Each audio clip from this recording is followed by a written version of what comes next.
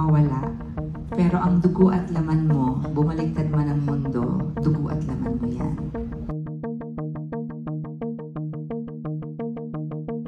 Sa wakas sa kauna-unahang pagkakataon nagsalita na si Sharon Cuneta hinggil sa hidwaan sa pagitan ng kanyang anak na si Casey Concepcion at sa mga isyu na naungkat sa pamilya ng megastar. Sa naging presko ng show nito na Dear Heart, nilinaw ng megastar ang isyu sa pagtatalo ni Frankie Pangilinan at Casey Concepcion na parehas niyang anak. Ang ugat sa pag-aaway ng dalawa ang pag-unfollow ni Casey Concepcion kay Kiko Pangilinan at Frankie sa kanyang Instagram account. Nilinaw ni Casey na hindi boto ang pamilya ni ng kanyang stepdad na si Kiko sa bagong boyfriend nito.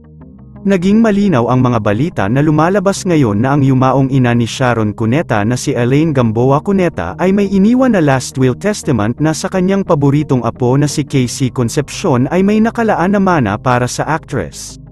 Ngunit ayon sa balita hindi raw ibinigay ni Sharon Cuneta ang mga ito sa kanyang anak na si Casey na ngayon lang nalaman ng actress kaya't may nabuo na galit sa puso ni Casey Concepcion ngayon.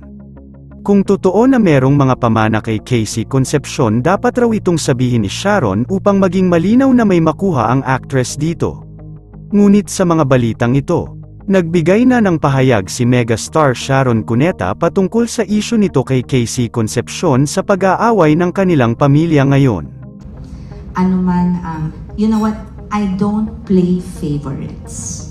Some people seem to think favorite daughter ko, favorite na anak ko si Frankie. Hindi. I love all my children equally. It's just that, doon lang tayo sa totoo. Kung sino syempre yung lagi mong kasama, lagi mong katabi, meron ka lang mas nakakasundo. And among all my children, ang kaugali ko si Frankie. And Miguel is my buddy. Miguel is he's such a gentleman. Ang hindi ko nakikita si Casey. So, I will just say this, when she mentions na she's alone, I feel bad because it was her choice. When she left home at 18, kasi she went to school, syempre parang kano yung ano niya, yung hindi Filipino yung thinking, hindi nga bagay yung ano ko dito, dahil mukhang European, di ba? Pero, since she was 18, pinakita pa niya sa amin yung bibili niyang kondo, kami ni Kiko, and hindi ko siya mapigilan because I also wanted her to fly, to learn how to live on her own. And from the time I raised her, when Gabby and I separated, she was 2.5. Until she was 18, ang katulong ko lang magpalaki dyan, mami ko o daddy ko. Pero never ako humingi kahit piso sa mga magulang ko because I wanted to set an example to Casey na ang babae, hindi mo kailangan ng lalaki para mabuhay. You have to work for your own savings and so that meron kang pagkukunan in case di ka makapag-asawa or in case sa kasawiang palad maging fate din niya yung nangyari sa amin ni Gabby. So, medyo being alone among my children, Casey is the one that is the most, let's just say she's the opposite of me. Ang lakas ng dugo ng papa niya. Kaya sila magkasundo, they're the same. For better or worse, they're the same. And sometimes, pag pinapaalalahanan ang isang tao ng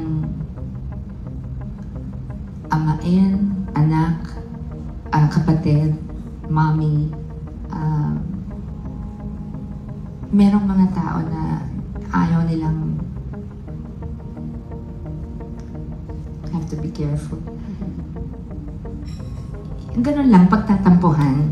So, ganun lang yun. And it hurt me, syempre, nung may unfollow, pero pamilya kami.